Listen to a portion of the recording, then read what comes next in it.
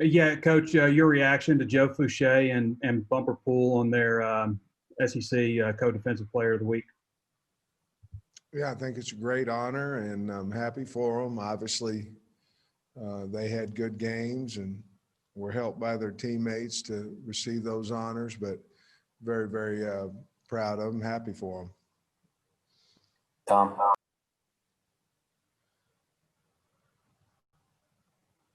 Hey, Sam, I know win or lose, every week coaches are looking to get better. And I'm wondering what your thoughts are on the time of possession and the run game offensively, where you stand with that, where you're headed. Well, we have to get better. I mean, obviously I think injuries have a little bit to do with productivity on Saturday, but Traylon Smith came in and ran extremely hard. Our timing still a little off on offense. We were better Saturday than we were the week before. So that's encouraging, but we have to run the football, and we're just not doing it at our standard yet. But I believe that we have the players to do it, and we're going to work extremely hard on that this week.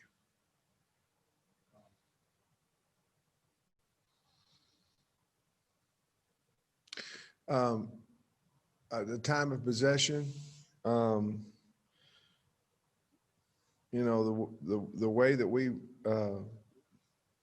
run our offense, I'm not for sure we'll ever win the time of possession battle.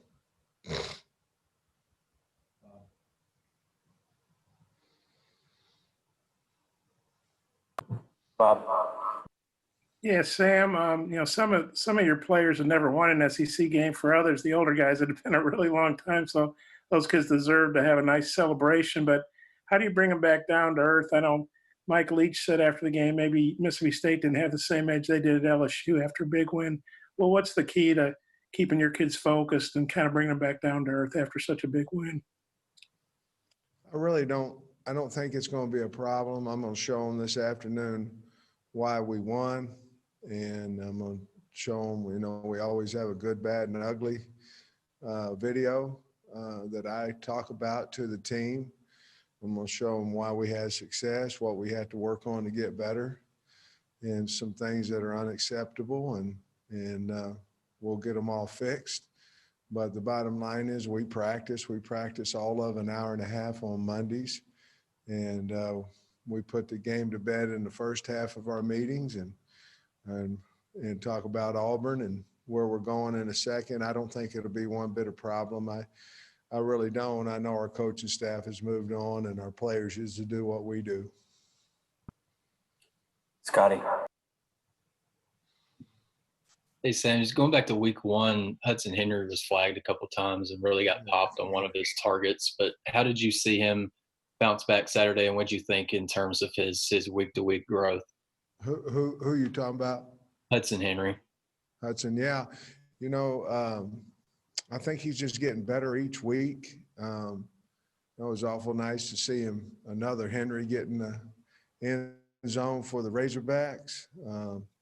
But I think he's growing every week. I'm proud of him. He's getting physical in the blocking game, and he's just a freshman, a redshirt freshman. So I think he's going to be a really, really good player for us, and I think he's doing a nice job. I'm proud of him. Hutch. Sam, I know he played a little bit in week one, but Miles Slusher, being a true freshman, getting the start at Mississippi State and then playing a lot of snaps. How do you think he's played so far this season, and specifically on Saturday? He's a mature guy. I mean, you could tell that in recruiting, and it doesn't seem to be too big for him. He's very confident. He has good athletic skill, and he will hit you. And so I think he's done a really nice job, and awful glad that he's on our team. But he got the right demeanor for a defensive player. He likes to hit, likes to run, and he's smart. He's done a lot. He has improved his being vocal back there. So I was real pleased with the way he played Saturday. Nate? Sam, just what do you make of Auburn, and just how kind of weird is it to have the head coach from the previous year be the offensive coordinator trying to dissect your defense? You know, the part about the offensive coordinator, it's, you know, I don't know how coach will feel about it. You know, you had to ask him, but you know, I was O-line coach at Georgia and we played them, so it's not really a big deal. We're just trying to compete and win the football game. Your first question was About Auburn, just kind of what do you make of their team? Auburn, I tell you what, defensively, Kevin Steele, an outstanding coordinator, been in the league for a long time, had success for a long time. You know, they still have those guys up front in Truesdale, and of course, Big Cat Bryant's over there. I really like their linebacker core, and Papo and Tut and AJ Brick. I really like them. They get to the football, obviously, in the back end. You know, they're led by Sherwood back there, but you know, it's Auburn. And when you go play Auburn, you're going to play one heck of a defense. On offense, you know, they kind of go by Bo Nix and Tank Bigsby, their tailback. Really good player. You know, they run a lot of misdirection, a lot of where's the ball. Obviously, they have the potential to go really fast. So some of those things, you know, obviously Barry's going to have to have a great game plan for that. Their big guy on the outside is Anthony Schwartz, who is faster than fast. And then they got a big wideout in Seth Williams. So I really like their O-line. Their O-line's big. You know, I don't know what they average, probably about 315 a guy. I like them. I think they've got a good offensive football team, good defensive football team. That'll be an unbelievable challenge for us. But, you know, we're looking forward to going up there and playing. Nikki? Coach, you had, I think, Eric Gregory listed as the first team or with the or this week. So how much of that is, you know, based on performance? And then do you expect Dorian Gerald and Julius Coates to be able to go this week? You know, Eric, if he's listed on the ones in there, or then that's because he earned it, and he had a heck of a football game the other day. And then Coach should be back for us, and Dorian Gerald, we still don't know for sure on him, but Coach should be back, and just got to wait and see a little bit on Gerald. Dudley?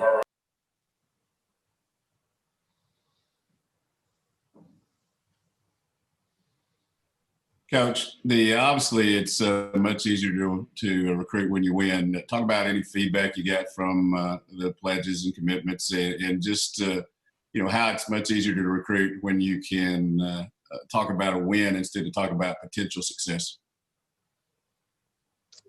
Well, we took a little bit extra time yesterday to get a hold of our recruits. Obviously, we wanted to talk to them after Saturday. And, you know, a lot of times kids in the state are looking for a reason to go to the University of Arkansas, and hopefully we can give them enough reasons to come here. And so, but the parent, you know, you find the parents were as pumped up as the kids, you know, so I've got different videos from recruits' parents, and you know, hooping and hollering at the game and all that kind of stuff. So it was a lot of fun. We certainly haven't had anybody jump in on us in the last day or two, but hopefully they will. Jason?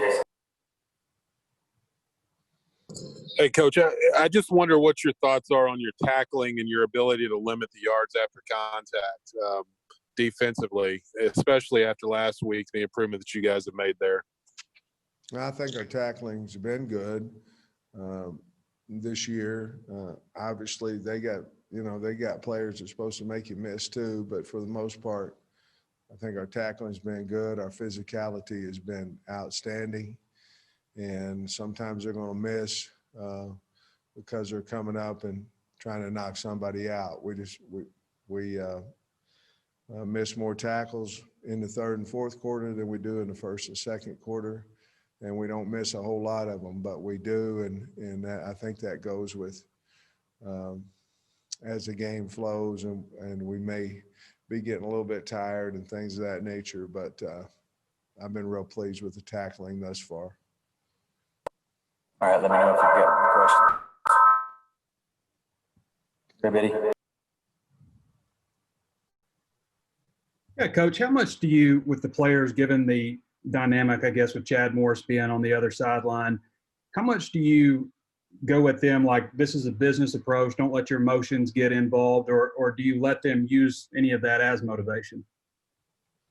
I'll be honest with you, Trey, it's just another football game to us, and we won't mention the fact that Coach Morris was the head coach here. They know it, and, you know, some of them will be, you know, some of them probably loved him, some of them probably didn't, you know, just like any coach. And so we're going to take a business approach to it and go out there and try to do our best.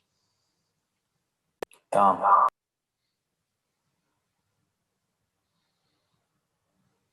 Hey, Sam, I wanted to ask you about an update in the secondary.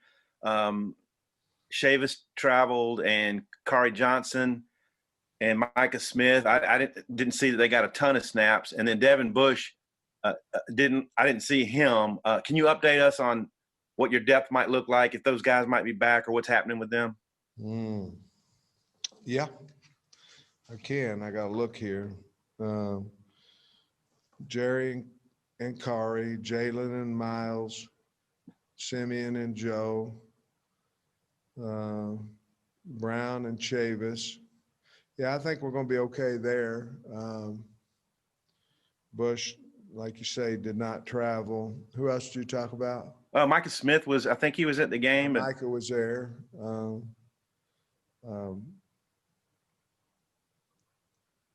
you want me? I mean, they're healthy and ready to.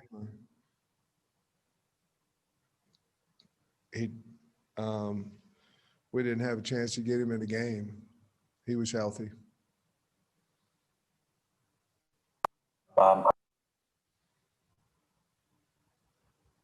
Hey, Sam, I think Traylon posted on Instagram he was getting an MRI on his knee.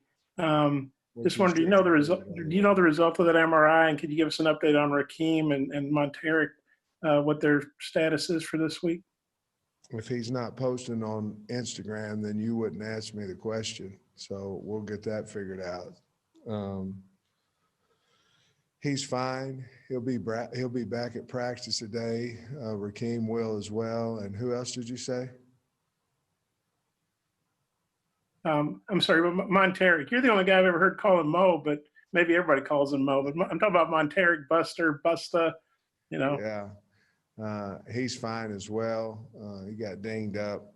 You know, he may or may not be at practice today, but we feel like he'll be available on Saturday. Okay, don't be mad at Traylon. Well, that's team rule. You don't post about injuries on the internet. So. Okay, well, I wasn't trying to get him in your doghouse or anything. He's not my doghouse. Trust me. Okay, thanks. Scotty.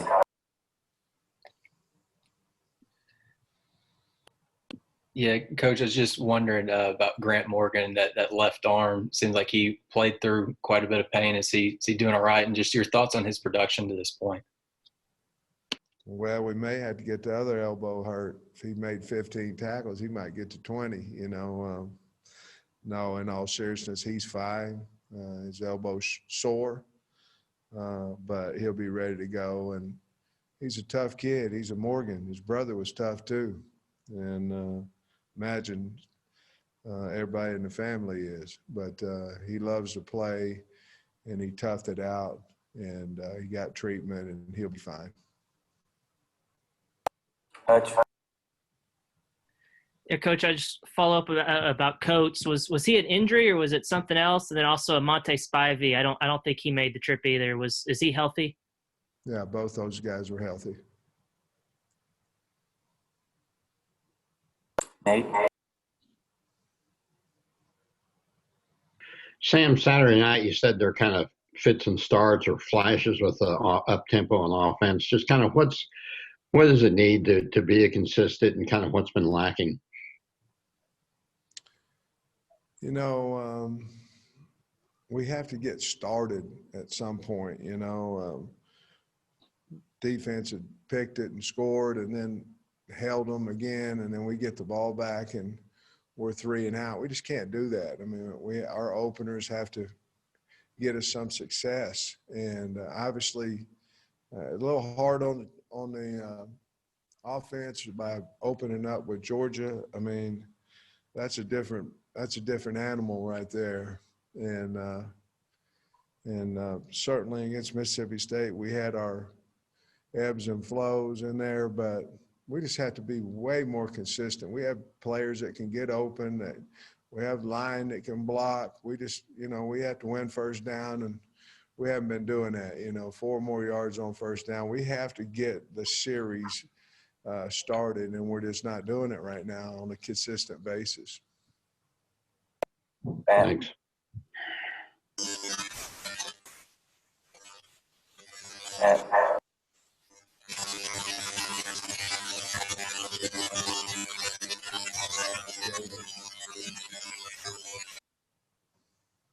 Can't hear you.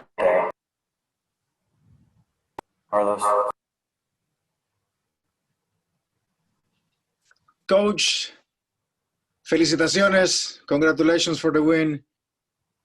At what point in the game were you feeling scared that maybe you were going to turn 21? That's the first question. And the second, when you say this is the beginning of something good, what do you need to do for this new beginning to keep going the way they went Saturday? Well, you know, obviously when we fumbled the ball in the exchange down there, you know, if we don't get a first down and we punt, that's plus 40 yards, you know, and we put the ball on the ground, put the defense our defense in a terrible situation, which they came through for us once again on a magnificent 4th down stop. I mean, John Marshall, it was an incredible play by him. And Joe Fouché came in there on that. But as far as how you keep it going, you know, this is a tough year. You know, you have 10 SEC teams.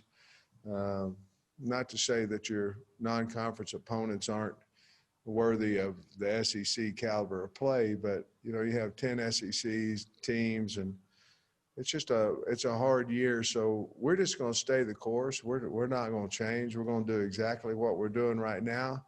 I think our players believe in us, and we certainly believe in them. And I think that's a big deal, you know, the game prep and having them ready to play. I think if you ask them, I think they'd feel like they're really prepared to go play, maybe see the play before it happens, both on offense and defense. And again, I'm so happy with the staff that we have because they're good teachers and our players believe in them. So I think we're just going to stay doing what we're doing now. We're not going to adjust practice. We're not going to adjust the way we talk to our kids. Let's just go back, kind of like I talked about before, we're kind of a blue-collar university and state and football team. We're just going to go get a lunch pail, go to work, and see what happens on Saturday.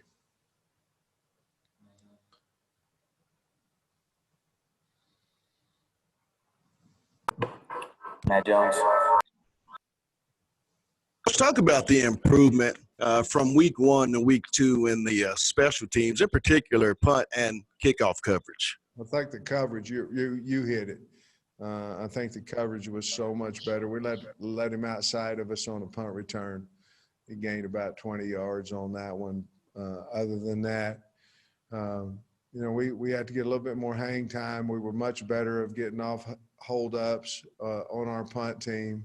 You know, people's coming after that shield a little bit. I thought Coach Fountain had a great idea when we rolled away from that internal blocking scheme, block punt scheme that they had there on the last punt. I thought that was a really good, smart to get away from that shield. And so we're evolving. You know, again, we're playing a lot of guys. And, you know, you imagine losing however many guys you do in a game and then going to special teams. And you're looking down your depth chart and they're, well, okay, one's out, two's out.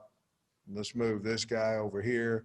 And to be honest with you, that's what happened when we got the penalty coming back. We just didn't have enough guys on the line of scrimmage. We were just lined up too deep. But you talk about COVID, injuries, and everybody deals with it, but that's a little bit of a nightmare on special teams that I thought we did a nice job on Saturday with.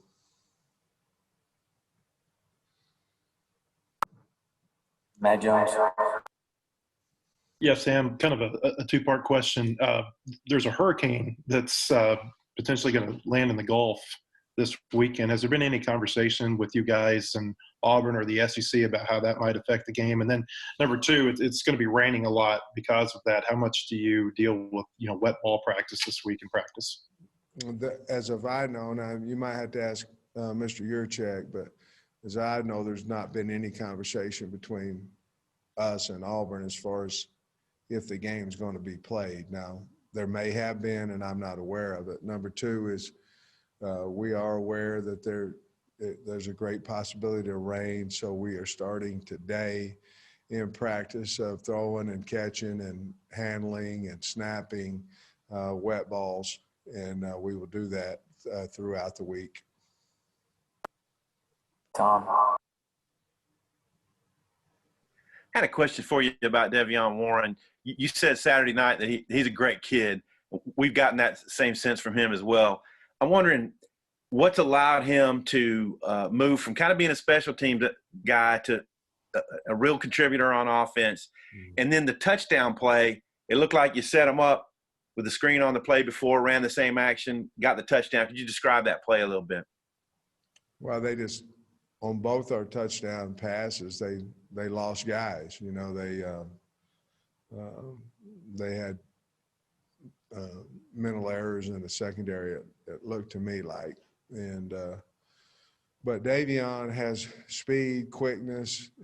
He can separate on breaks, and he's fast. So he's really done a good job. You know, coming in here, I didn't know where he would be on the depth chart, even coming into fall camp. But he's, you know, in my eyes, he's a starter in my eyes, because when he's out there, I'm happy he's out there. A lot of times you get somebody out there and you go, oh man, where's the starter? That's not the case with him out there. He very, very confident in him. I am. Bob, last one.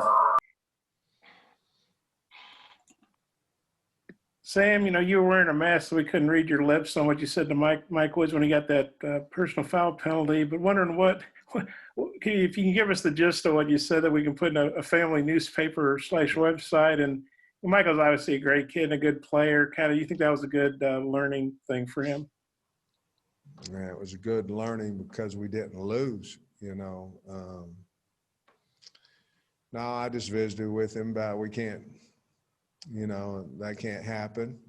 We don't fight in practice for a reason. I mean, we do everything in practice exactly like we're going to do it in a game. Exactly. That's tempo, that's physicality, that's fighting, that's when we score in practice. There's no, you know, showboating. We do everything in practice like we expect it done in the game, everything. And for us to get that penalty, it's not smart. And he knows that. And the clock stopped. There's 1:21 left. We had a third down. We could have run the 40 seconds off there and had 41 left, unless, you know, you have a second to run a play and the game's over. And it should have been over. Did you feel like your message got through to him? I'm almost positive it got through to him.